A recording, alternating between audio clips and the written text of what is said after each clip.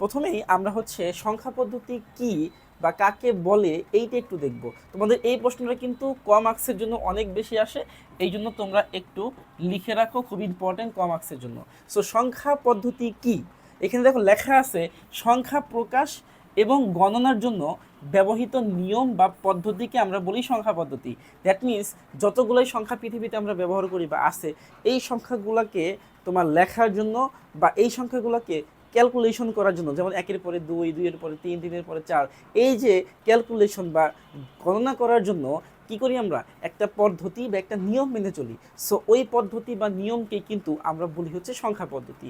তাহলে একটু মুখস্থ করে ফেলো, সংখ্যা পদ্ধতি কাকে বলে। কি বলবো আমরা, আমরা বলবো যে সংখ্যা কি প্রকাশ ও গণনার জন্য যে পদ্ধতি বা নিয়ম ব্যবহার করা হয় তাকে সংখ্যা পদ্ধতি বলে। আবার বলতেছি, সংখ্যা প্রকাশ ও গণনার জন্য যে নিয়ম বা পদ্ধতি ব্যবহার করা হয় তাকে আমরা সংখ্যা পদ্ধতি বলি।